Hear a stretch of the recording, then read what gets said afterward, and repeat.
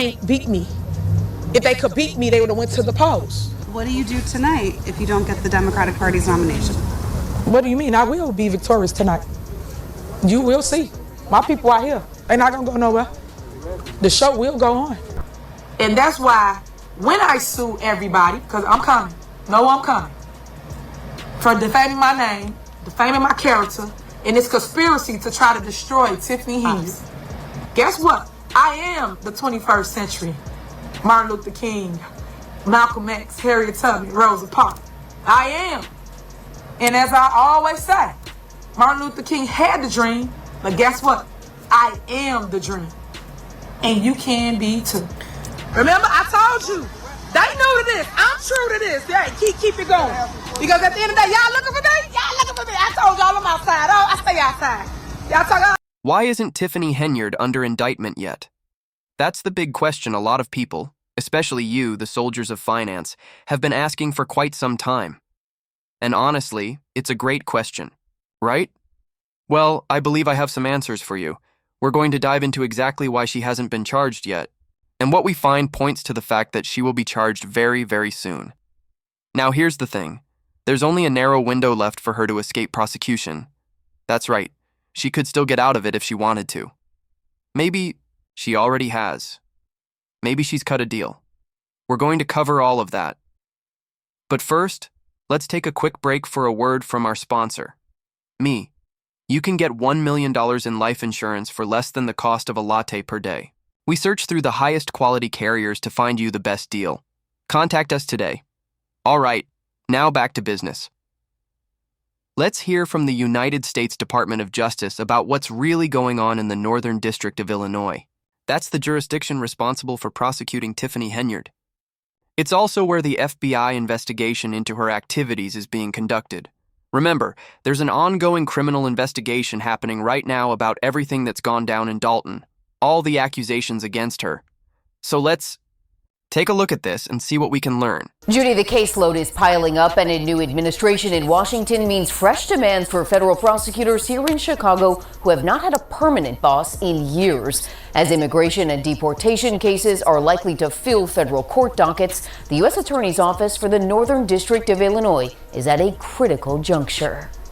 If walls could talk, those that line Chicago's Dirksen Federal Building could tell the tales of takedowns of some of the country's most storied criminals. This is one of the most important U.S. attorneys' offices in the country in terms of their work on public corruption, fighting crime, enforcing immigration laws. But right now, some say the federal prosecutor's office is a shadow of its former self, operating without a permanent leader.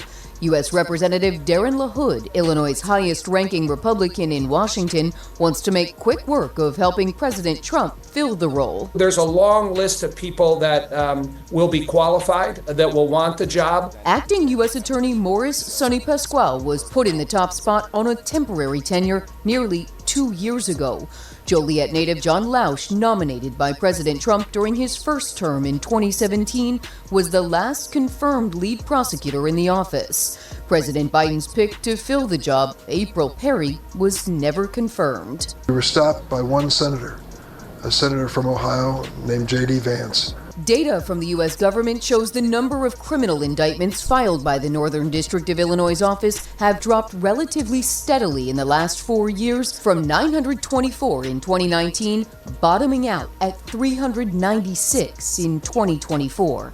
That's the lowest in at least 30 years. Sources with knowledge of the selection process tell the ABC7 I-Team these former federal prosecutors are contenders for the U.S. Attorney role: Andrew Boutros, Mark Schneider, and Jeff Kramer. President Trump and his team will want a strong prosecutor in this office, someone that's going to enforce the rule of law. All right, so here's the deal. The U.S. Attorney's Office over in the Northern District of Illinois is currently swamped with a heavy caseload. We're talking about a serious backlog of cases, and that load is only expected to grow even bigger soon. Why? Because one of their major priorities right now is prosecuting illegal immigration cases, a big push under the Trump administration. This is a huge focus, and it's tying up a lot of their resources. On top of that, the office has been operating with a temporary, acting U.S. attorney for the last 2 years. That guy, Morris Sonny Pasquale, has been holding down the fort. And he's no rookie, 30 years deep in the Department of Justice. But here's the thing. He's reached a point in his career where he's not looking to make waves or chase high-profile cases anymore. The guy's thinking about retirement plans, maybe fishing boats, definitely not hunting down the next big mob boss.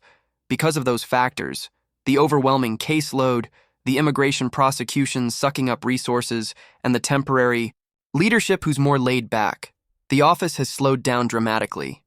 You can see it in the numbers. Prosecutions have dropped from around 900 down to just over 300.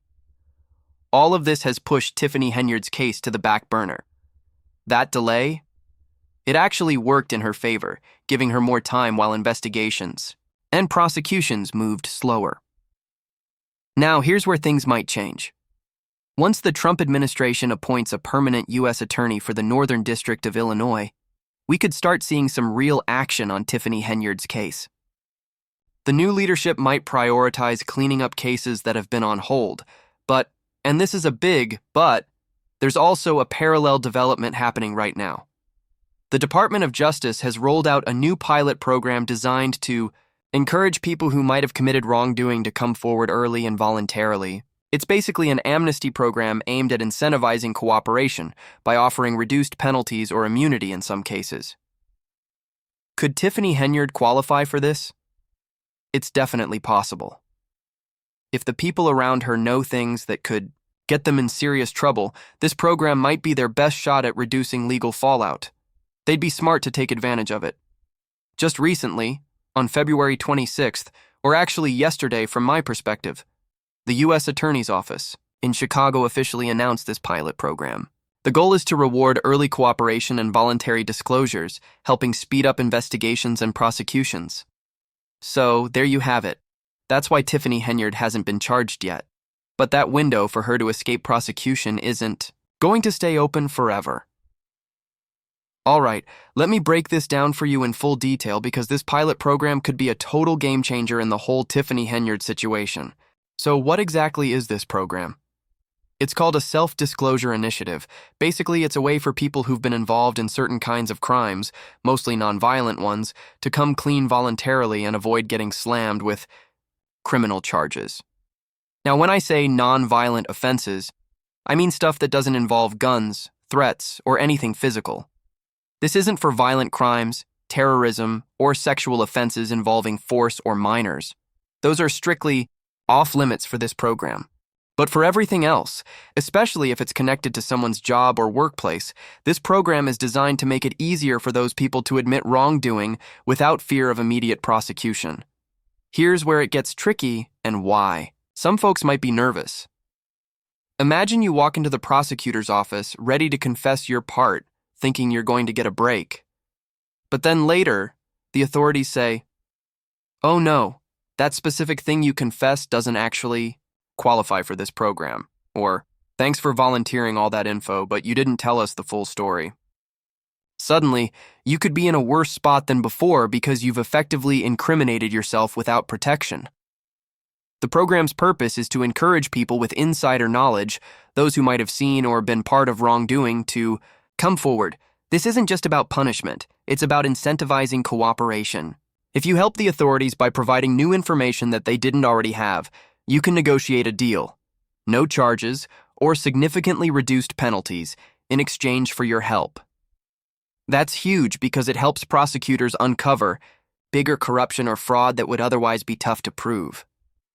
This is especially important in the Northern District of Illinois, where Tiffany Henyard's case falls under. That office has a massive case backlog, partly because they're dealing with a surge of immigration-related prosecutions and because they've had an acting U.S. attorney for a long time. A guy named Morris Sonny Pascal, who has decades of experience but apparently isn't looking to make waves or chase headline-grabbing criminals. He's more into a quiet career than turning this into a high-profile prosecution. That combination, the heavy workload and leadership not aggressively pushing cases, has put Henyard's investigation on the back burner for a while. But with this self-disclosure pilot program, prosecutors now have a tool to speed things up.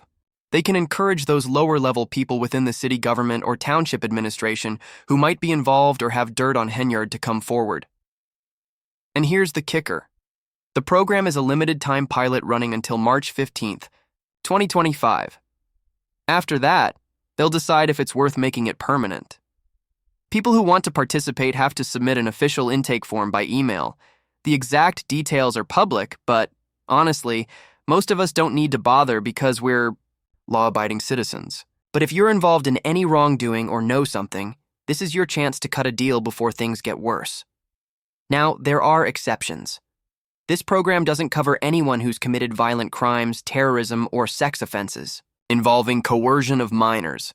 Plus, elected officials, top-ranking officials, federal law enforcement officers, and anyone at the very top of an organization are ineligible. That's important because Tiffany Henyard, being the highest-ranking official in the city government of Dalton, might not be able to use this program herself to save her skin. But if you're someone who worked under Henyard, maybe a department head, a mid-level employee, or someone else who might have seen something shady, you could walk in, cooperate, and maybe get a deal. Your testimony or evidence could be exactly what the FBI needs to build a case against her, so things are stacking up against Henyard. Even though no formal charges have been filed yet, it's all allegations, the legal noose is tightening, and coming up soon there's the township election, which could be a big moment in all this. But let's face it, Henyard winning again seems highly unlikely at this point. The scandal and investigations have seriously damaged her reputation. So, I want to hear what you think. Should people within the city government who know what's going on take this chance, cooperate with the FBI, and try to save themselves? Or should they stick to the no snitching code and risk going down with her? That's the question. And it's a real dilemma for anyone caught in the middle.